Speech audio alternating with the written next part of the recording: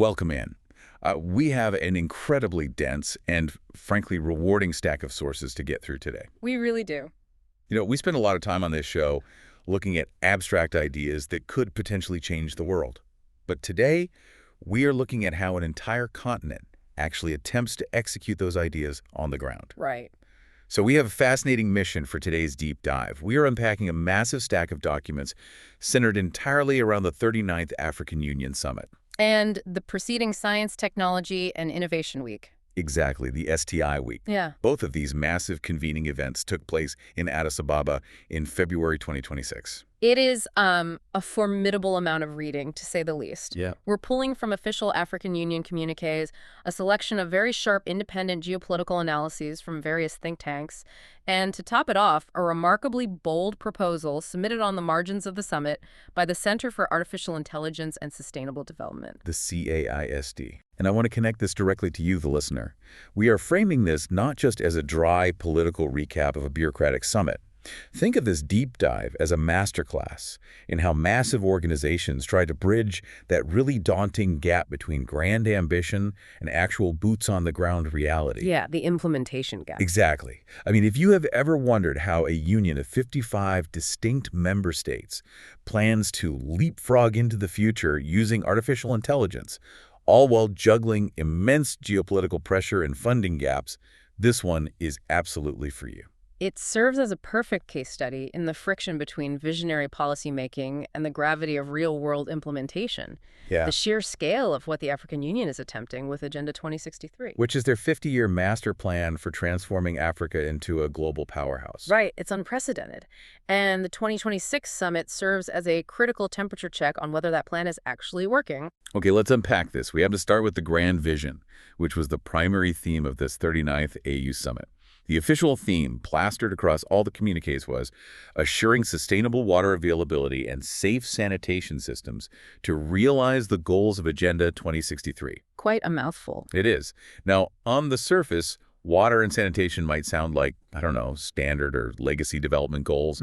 But as you read through the documentation, it becomes clear this is being positioned as the absolute bedrock for every other futuristic ambition they have. What's fascinating here is why water was chosen as that foundational layer at this specific moment in time. Yeah. If you synthesize the language in these summit declarations, water security isn't just framed around hydration or basic plumbing infrastructure. It is the connective tissue for public health, for agricultural food security, and ultimately for regional stability. Which makes total sense. By elevating water and sanitation to the central pillar of Agenda 2063, the AU is officially recognizing a harsh reality. You cannot have sustainable economic transformation or massive digital integration or climate resilience if your foundational water resources are constantly compromised by droughts, rapid desertification, or environmental degradation. And the sources show they came ready to build on that foundation. They didn't just issue a thematic statement, they actually launched some major deliverables. They did. One of the most prominent was the Africa Water Vision 2063 and policy. Reading through the breakdown, this isn't just a localized well-digging initiative. It is a massive strategic framework aiming to overhaul water governance and infrastructure investment across the entire continent. Right, and it ties directly into some of the advanced tech focuses we will get into later, specifically pushing for highly adaptive strategies against the expansion of arid lands. And the ambition certainly didn't stop at water infrastructure. The summit also executed a massive, highly coordinated push for health sovereignty. Yes, they officially launched an initiative called Achieve Africa. This is designed as a continent-wide research and development engine specifically targeted at driving vaccine and therapeutic self-reliance. It operates alongside their broader commitments to transition fully into the Africa Health Security and Sovereignty Agenda. The AHSS agenda. Right. The explicit goal there is to build resilient, localized healthcare infrastructures, so the continent is never again caught dependent on outside supply chains during a global crisis. Which is a direct lesson learned from recent years. Absolutely. And looking at the timeline of events, so STI Week, the Science, Technology, and Innovation Week that happened just days before the main summit, really set the stage for all of this.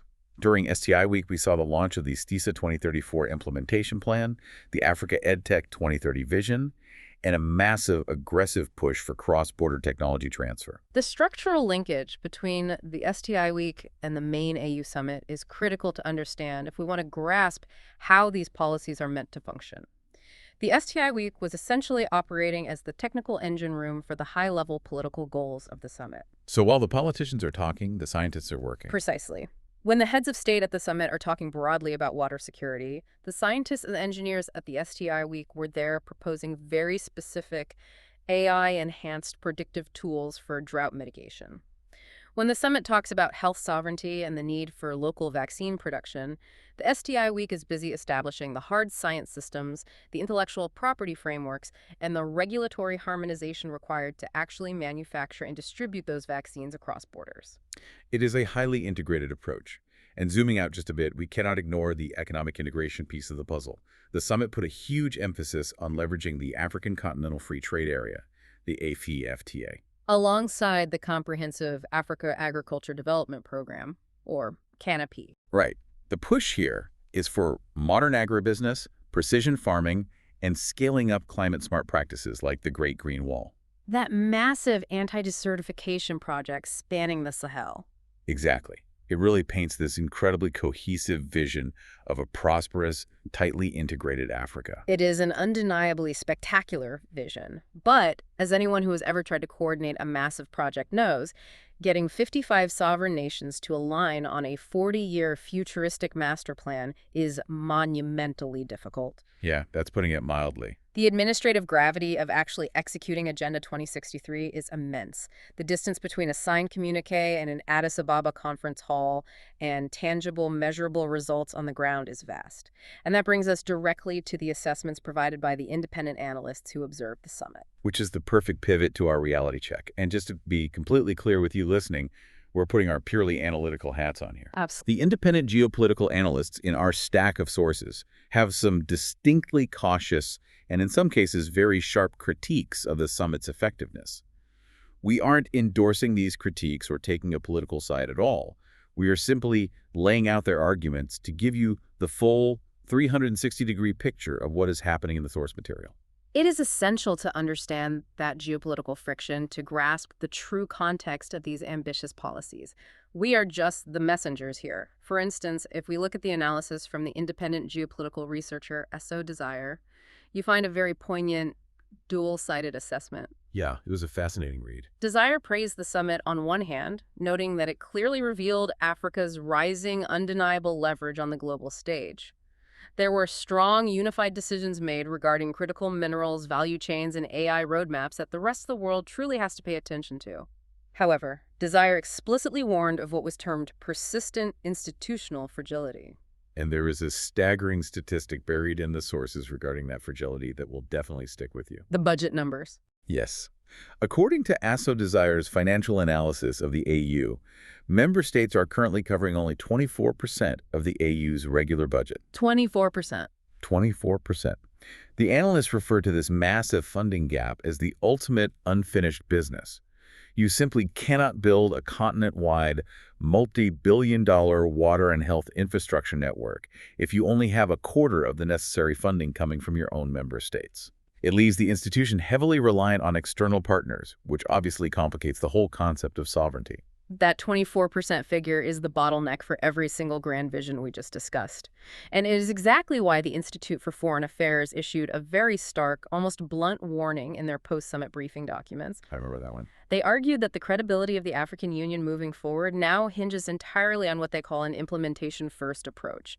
They stressed that without rigorous, results-based benchmarks and actual enforceable mechanisms, this 2026 water and sanitation theme risks becoming just another ceremonial milestone. A ceremonial milestone. That is a heavy critique. Very heavy. It implies a well-drafted declaration that gets celebrated with a photo op and then just sits on a shelf collecting dust.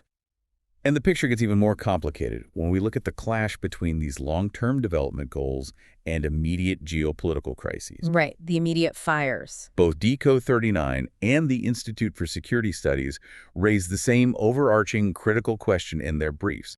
Did the AU actually focus on the right priorities during this summit? It highlights the classic, brutal dilemma of massive governance. The official public-facing theme was water security and sanitation, but Decode 39 observed that the actual behind-closed-doors discussions were heavily dominated by immediate security concerns, industrialization bottlenecks, and trade disputes. It's hard to focus on a 40-year plan when there are crises right now. Exactly. The Institute for Security Studies pointed out that unresolved active conflicts in Sudan, the Sahel region, and the Eastern Democratic Republic of Congo completely overshadowed the longer-term development goals in the working groups. The sources also noted that the AU maintained a highly cautious, non-interventionist stance on several recently disputed elections and issues of democratic accountability.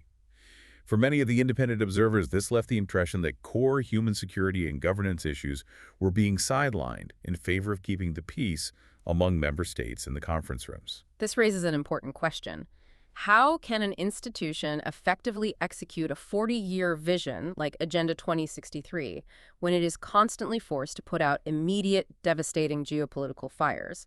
You have severe funding shortfalls for peace operations colliding directly with severe funding shortfalls for development. It's a zero-sum game for resources. Yes. The analysts collectively agree that without addressing these basic enforcement and implementation deficits, the transformative potential of the 2026 summit simply will not be realized. Okay, so we have this beautiful, highly ambitious vision of an integrated continent, and we have the harsh reality of a 24% funding rate and ongoing regional conflicts that demand immediate attention. It feels like an impossible bureaucratic gridlock. It does. But here's where it gets really interesting. This is where our final major source comes into play. And reading through it feels like an absolute aha moment. Enter Dr. Alexander Essome, the co-chair of the Center for Artificial Intelligence and Sustainable Development, or CASD. Dr. Essome's contribution to the dialogue, which was circulated heavily on the margins of the summit, is genuinely fascinating. He doesn't just offer another think tank critique of the AU's shortcomings, he offers a structural, technology-driven solution. A completely different paradigm. Right. He makes the argument that the persistent gaps in implementation, enforcement, and financing aren't just political failures, they are fundamental administrative and data failures. And crucially, he believes they can be directly solved by targeted artificial intelligence applications. Right. He isn't suggesting a new committee. He is proposing AI as the ultimate administrative fix. He wants to deploy continent-wide AI-powered compliance dashboards. Now let's unpack how that actually works. Think of it like upgrading from a rearview mirror to a real-time GPS. I like that analogy. Because right now, by the time the AU gets a retrospective report showing that a water infrastructure project failed, or a budget was mismanaged, the crisis has already happened. The AI dashboard is the GPS. It flags the traffic jam in funding or resources miles before the continent actually hits it. That is a great way to visualize it.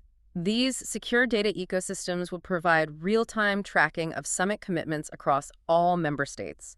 We are talking about automated alerts, continuous performance scorecards, and predictive analytics on budget execution. Real accountability. Exactly. Dr. Essome is essentially stating that by leveraging specific technical AI data frameworks, the AU can shift from declarative ambition just hoping states follow through to measurable results-based delivery within months, not years.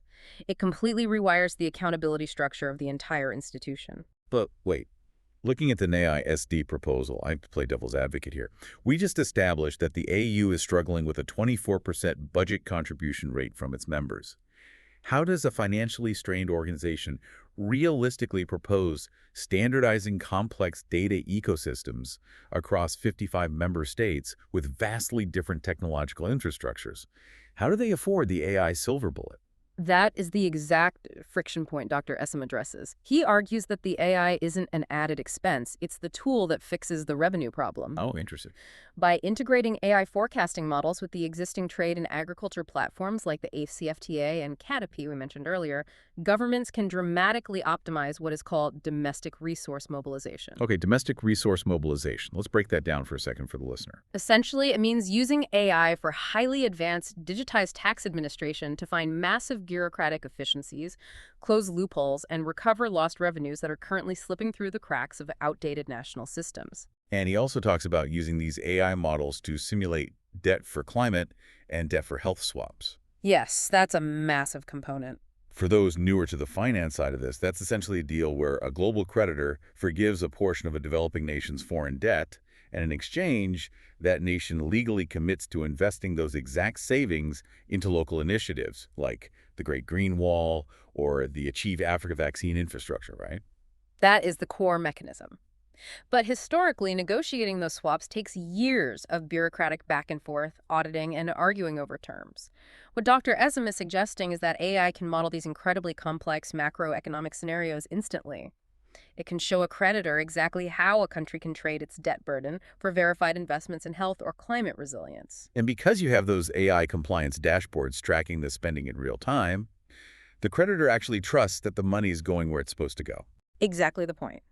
By creating these highly transparent, verifiable return on impact metrics through machine learning, the AU suddenly becomes a much safer, vastly more attractive environment for private and multilateral capital.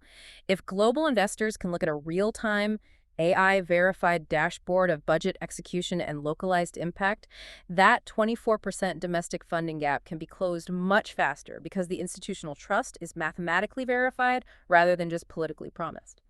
It is a profound shift in perspective. As Dr. Essome states in the proposal, AI transforms financing from a recurring crisis into a programmable asset. A programmable asset. That's a powerful way to frame it. But that still leaves the geopolitical fires. The analysts were very clear that conflicts in the Sahel or Sudan are actively derailing these development goals.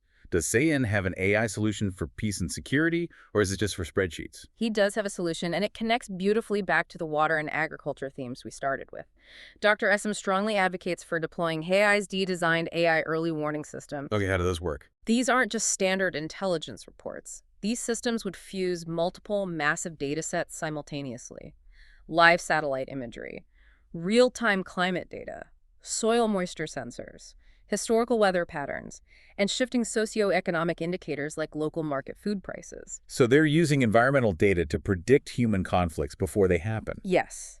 By analyzing sudden water stress, rapid desertification patterns, or impending agricultural failures, the AI can mathematically identify geographic hotspots where violent conflict over dwindling resources is statistically likely to erupt. This real-time data feeds directly into the AU's Peace and Security Council. So instead of the AU constantly being reactive, waiting for a border clash over a drying river, and then deploying expensive peacekeepers after a conflict has already broken out and consumed massive resources, they become proactive. Exactly. They can intervene with targeted diplomatic or economic resources months before the water stress actually turns into violence. It shifts the entire paradigm of the institution from crisis response to predictive prevention. And Dr. Essome stresses a critical technical point here. These systems would be built on AI data frameworks developed within Africa by institutions like CAISD. Keeping it localized. Right. This ensures that the data models are specifically trained on African environmental and socioeconomic realities, avoiding the blind spots or technical mismatches that often come with importing off-the-shelf technologies from abroad. He strongly positions Africa as having the technical mastery right now to build these homegrown predictive solutions. So what does this all mean? Let's zoom out and look at the journey we have taken on this deep dive. We started with the vital life or death goals of the 39th AU Summit: securing water, improving sanitation, and building health and vaccine sovereignty so the continent can actually thrive under Agenda 2063. Foundational vision. Then we faced the very harsh reality check from the independent analysts. An institution struggling with a 24% domestic funding rate, severe implementation deficits, and the heavy burden of ongoing regional conflicts that pull focus from development. The gravity of reality. And finally, we explored this cutting-edge proposal from CAISD to use artificial intelligence not just as a cool tech tool, but as the very framework for institutional resilience, using dashboards to force financial accountability and predictive analytics to prevent resource conflicts. If we connect this to the bigger picture, the reason this matters to you, the listener, goes far beyond the borders of the African continent. What we are looking at in these documents is a real-time case study in whether emerging technology can fundamentally upgrade how international governance operates. It's a test case for the world. It really is. If the African Union can successfully institutionalize these AI instruments to close the massive gap between political promises and measurable delivery, they won't just accelerate their own development. They will provide a functional blueprint for global governance in the 21st century. Every multilateral organization on Earth is struggling with implementation gaps. It is truly a masterclass in the future of policy and administration. And to wrap up our deep dive today, I want to leave you with a final provocative thought to mull over on your own.